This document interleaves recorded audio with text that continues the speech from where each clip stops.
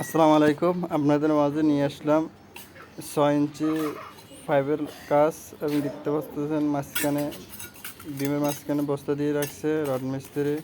কিন্তু আমরা এখানে পাইপ টানবো না, অবশ্যই আমরা বিমের উপর দিয়ে টানবো। এই জন্যই টানবো বিমটা যাতে দুর্বল না হয়ে যায়, এই কারণে আমরা বিমের উপর দিয়ে টানবো।